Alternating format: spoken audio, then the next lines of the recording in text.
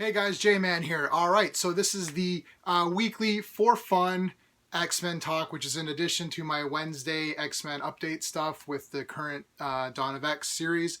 This is just talking random stuff, keeping it pretty loose. Alright, I wanted to talk today and share with you guys this. I don't have the physical copies of this. If I would like to get the issues. This is the Wolverine and Kitty, or I guess Kitty, Pryde, and Wolverine 6-issue limited series, and it's Chris Claremont, of course, who's the writer, and I mean it would have to be really bad for it to not be at least pretty good, if you know Chris Claremont, obviously. But this series is bloody fantastic. Now, this is something I just read. So I thought I had read this before, but going through some of my back issues, my physical comics, and I didn't have any of this. I thought I had some of it. Like, if you remember Inferno, that was a big series. I thought I had all of Inferno, and then when I went back, I realized that I didn't have all the Inferno issues. I didn't have any of the New Mutant stuff. When I read it again, I realized why I didn't like the New Mutants part of that for some reason. But in any case, that could be a separate video. This, I didn't have any of it. I'm a fan of Kitty, big time. I'm also a big time fan of Wolverine. I used to be quote unquote married to Wolverine back when I was younger. I just loved Wolverine. I dressed up for Halloween as Wolverine.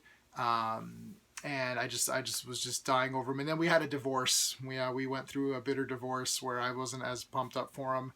And I kind of was like, they're overusing him. And we've recently reconnected. So there's my relationship with Wolverine. Okay, so Kitty, Pryde, and Wolverine, this is awesome. So basically, Kitty is going to meet up with her father. Her father, she finds out, he's going to Japan. I'm not going to do the whole entire plot. They go to Japan, Kitty follows them, and I really like Kitty's character in this. She's like, okay, I gotta help my dad out. What's going on? Is this the Yakuza? Like, what is happening here? She's really trying to do what she can to help her dad out. And I like the way that she's using her powers here. She's got that airwalking thing, which I'm a little bit iffy on, but whatever. It's kind of neat, I guess. When she becomes like intangible, she can float. I was never exactly sure on how Kitty's powers actually worked. It's not like you go on Wikipedia now and you're, oh, well, how does it work? What does she do? And it's all listed out there. This is kind of like you're just trying to figure it out. Writers interpret it different ways. But I don't mind I'm not 100% for the airwalking thing, but I'm not against it. So, it is what it is. But anyways, so she goes to Japan and finds out her dad is in league with some shady people, and she wants to help him out. So a lot of great character moments here where you see Kitty's character, and she's like, she really wants to help out, and then she starts to see that, oh man, my dad is in league with them, and then it's like, oh my god, and then there's reasons for it, right? He's not an evil man, but just like to see her go through all that stuff. She doesn't have her X-Men costume or anything like that. This is right after her breakup with Colossus, so she's not in the best, she's not in her perfect mindset. So she's really vulnerable in this, and I think it really adds to this story a lot. I really like the way that this all plays out. Plus, it's in Japan. I'm a big-time Japan guy. I'd love to even live in Japan if that was a possibility, but it's not because I have no money, mostly because of all the crap you see in my room. But in any case, so she's in Japan.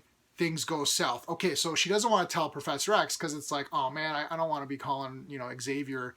So it comes down to where she has to make some kind of a call. She calls, and Wolverine picks up the line, and then he's on his way to Japan. Now, as soon as Wolverine enters the story, I kind of got excited. We knew he was in it because his name's in the title, but Japan and Wolverine has been like a great combination. I liked the movie, The Wolverine, where it was in Japan. I know it's not exactly the comics, but I don't care. Anytime Wolverine's in Japan, I really like that, especially in his regular series from before. Anyway, so I'm gonna just skip by a bit here. So this is all just taking place in Japan, and then there's a guy named Ogun. I hope I'm pronouncing that right, Ogun. And there's like a tale that, he's from ancient Japan or whatever, and he's like lived this whole life or whatever, and he's like the best fighter, and he trained Wolverine and all that. So he's a pretty badass character, and also he's got this like this demon mask which looks wicked. It's one of those Japanese masks. It's escaping, but the name is escaping me, of course, because I know it, and then now I'm gonna look like a fool. But you see tattoos of these masks made all the time, these like red devil kind of masks. Anyway, he wears one of those, and he's a ninja. So okay, he's a ninja, so that automatically means it's awesome. So he's a ninja samurai. He's both in one. So anyway, he basically gets Kitty, and he does this ninja technique, which it kind of reverts her mind back to childhood, and it's like he's always been there training her. It's done really well. Think of the Matrix. Like, let's say, remember in the Matrix where they just plug, you're like, I want to learn Kung Fu, and then they plug that thing into your head, and then it's like they press the buttons, and now you know Kung Fu. Think of it like that. Like, she automatically becomes a ninja. So Kitty as a ninja with her phasing abilities, that's like one of the greatest ideas of all time in the history of the world. Like, it's just like the greatest. That's like so awesome. So now she's a ninja with phasing. So that's sick. She fights with Wolverine. Duh. Heroes always fight each other in these kinds of things. She kicks his ass pretty good, not gonna lie, pretty awesome. But Logan is Logan, so he's gonna come back. So then, anyways, it all comes into this battle where they're fighting Ogun for control, sort of Kitty's soul, almost, or her mind at least. And a lot of great stuff. Like, the action was really good, the story was really good. This was like a 6-issue thing that I just killed. Like, as soon as I started reading, like, basically, like, as soon as she got to Japan, I'm like, oh, this is interesting. And then I just read the whole darn thing. It's definitely worth getting if you can get it. Get the original issues, obviously. If you can't, the trades are out there, I think, so grab them. If not, grab the digital copy. Like, we're living in a great time here that we can get these digital copies, and they're really nice. They're very beautifully done. They're remastered, right? So it's basically like getting a trade or a Masterworks. It's pretty cheap. So it's definitely worth getting just for the read. And a lot of times now what I do as a collector is if I buy the real issues, like you see some issues in the back, and I've bagged and boarded a whole load of them, basically I read the digital versions. So even for current comics, I don't really read off the comic anymore. I read the digital copy. And now you get digital copies with your comics. So there's really no excuse to have, bad condition comics or anything like that. Anyway, so yeah, if you can get the original issues, grab it. I mean, it's definitely worth having. And if you're an X-Men fan, you probably have these anyways. I'm a bit upset. Oh, here's the mask. You can see what the guy looks like. This is sick. Oh, great cover, actually. This is actually a really awesome cover. Just as a quick side note, I mean, this literally is telling you what is happening in the story. I always liked that. That's a different thing now. Covers don't do this as much anymore. They're more like just cool group shots. Covers used to show you something that was going to happen in the book. Like, oh man, this cover, oh my god, that's going to friggin' happen in this comic, And then they'd have those Superman comics, remember, where there'd be like Superman standing there while someone's dying, and you're like, oh my god, it is like Superman is a dick or whatever. I don't know if anybody remembers those. That's I don't know if that website's still around. But yeah, so anyways, great action. There's a sumo wrestler in here, which is great. Love sumo. It's the only sport I watch. I'm like 5 days behind on the current tournament. I gotta catch up. I'll catch up today.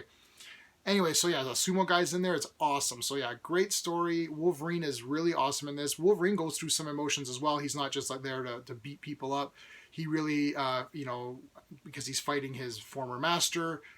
There's a great thing. I'm not going to spoil the whole thing. If you haven't read it by chance, go ahead and read it. But there's some great stuff between him and Ogun, between him and Kitty and Ogun, Kitty and your father. A lot of great relationship stuff in this as well. So I definitely think it's great. Anyway, I've talked enough about it. It's definitely awesome. Check it out if you haven't. If you have, let me know what your thoughts were. Am I overhyping this? Is this really not that good? Did I miss out on something that I should have maybe pointed out? But yeah, anyway, love this series. Great.